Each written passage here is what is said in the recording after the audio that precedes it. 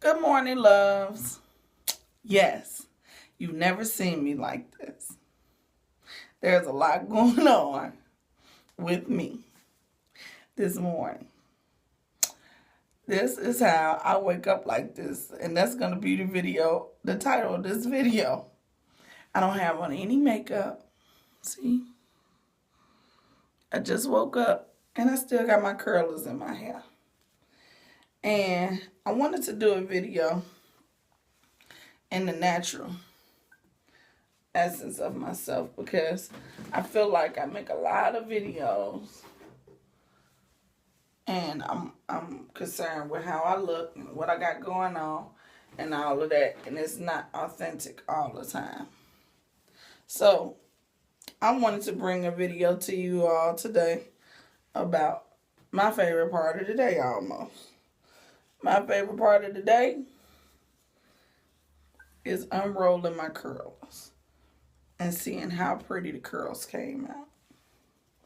My favorite part of the day is the quiet time before people wake up in my house. I'm not responsible for anybody right now. It's my time. I get to do my makeup. If I choose to go to work and do my makeup, I get to. Hold on, let me make sure my thing is on. I get to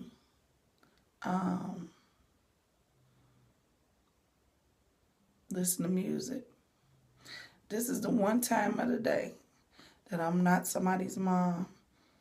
I'm not somebody's wife. And I'm doing something that I want to do, which is get my hair together, get my face together, get me together, and have peace in mind. So, y'all, I don't know why I turned that one that way. It was in the vision of last night because this one going that way, but that one is going completely different way. But anyway, y'all. So I wanted to make this video about mothers making this time for themselves. You have to make time for yourself.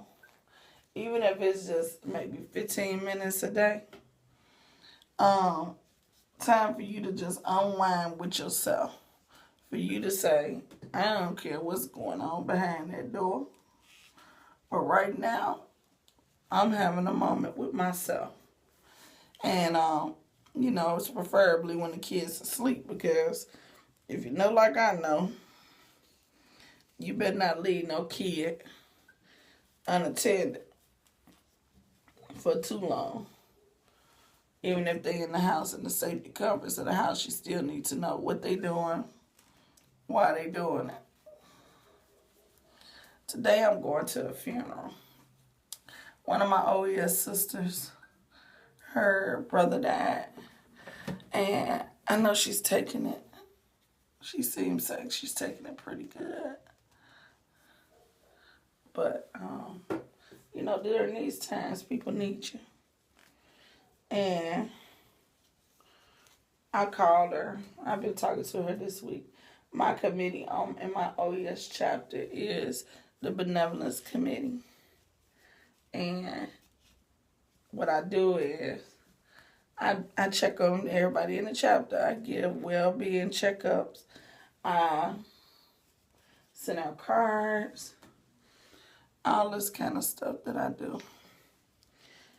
When it's like when something bad happened to you, or you're going through something in distress, like a funeral or death in your family, then I reach out to you on behalf of the chapter and let you know that we love you and that we care. Now, the thing with that job is I hear a lot of bad stuff. I'm never really talking to somebody and they're like, yeah, guess what happened to me? The good thing about the job is that I get to help people. And I'm there with them when they have different situations and I kind of get to minister to them. Like the girl I was talking to today, I was telling her that even though we don't understand why God allows certain stuff to happen or why things happen like they do, we're not created to know those things. We're supposed to, God makes the script. And even though we don't understand it, we had to accept the script. Whatever he said is going to happen. And it brought back to my mind when my aunt passed. Now, I have a family. I have a grandmother, grandfather, a sister. I don't have a brother. I have cousins. My mother passed when I was, I think, about 14. About 14, yeah. 13, 14. And at the time my mom passed, I had to, when my mom passed, me and my mother was a Jehovah's Witness. So I never really was raised around my family like that. Not even my aunt. I know them. I was close to them to an extent, but it just never have been a situation where it's, oh, we all hanging out. We're a family unit. And this, that, and other. It was more so that way with church and with family, friends. And I think most of that was because of my mom, how my mom was. And she would just go off the meter sometimes. So what ended up happening was my mom passed away. And I didn't deal with that properly. I went to school the next day. You all, is this how gonna work out, y'all? I been and figured it out. Anyway.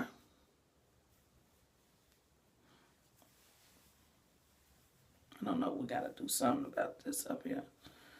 I'll probably pin it down or something. But anyway, I went to school the next day because I wanted to get away from them. And I had to get away from the whole situation. I had to go to school. It was just complete madness going on in my life when my mom passed. So when my aunt died, and I kind of feel like when my mom passed, I couldn't really express myself. I didn't know how to comprehend it for real. All I knew that my mom had passed away, and I found my mom. So when my aunt passed, for a long time, my closest family member was my aunt. Esther was my best friend. She taught me a whole lot. We would have fun together and everything. We talked about stuff that I didn't talk about with nobody else. So when Esther passed, it really affected me. It affected me to the point where it affected my marriage because I really wasn't that pleasant to be around. My husband was there as support, but I know that was a hard time for him. So what ended up happening was, because I was just grieving for months. I mean, just going. I couldn't understand why God took Esther. So eventually I got better. What made me better was my friend, a good friend of mine, said to me, you're going to end up losing your husband because Esther died. And I had to think about that. You have to think about how unpleasant you might be. Is everybody comfortable with you and your spouse? Something you could be doing could be irritating him or not pleasant, all that pleasant. So I had to pray about it and ask God to comfort me and fix me. So I came to the conclusion that it was time for Esther to leave. There is nothing on earth that lives and don't die. There's nothing here. Nobody is going to be here all forever. Everybody has a birthday.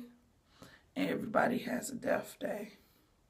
The thing is trying to do the right things so that, by your family members, because you don't know when their death day is.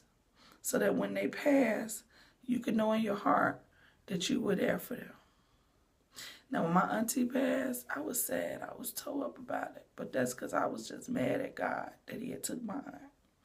But my sister, she was just inconsolable.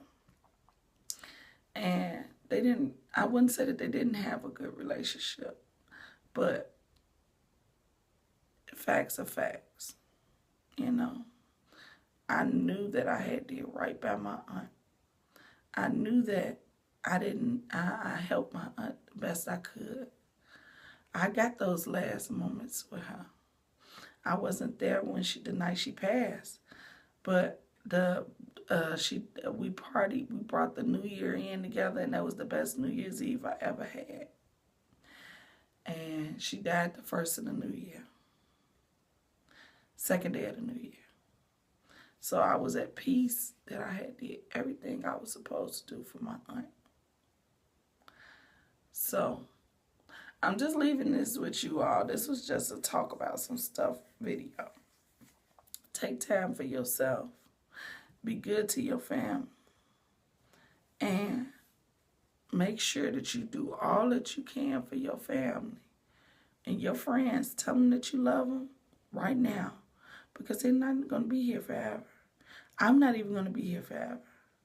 One day, I'm going to close my eyes and they're not going to open again. I don't know. I'm praying that God do it while I'm asleep. Because I don't want to feel no pain. But it's a reality. I'm not going to be here. And I know that I did right by everybody that I came in the past. Some people, I didn't do right. I don't like them. But you can't hold on to somebody and say, I want you to stay here. I want you to stay here.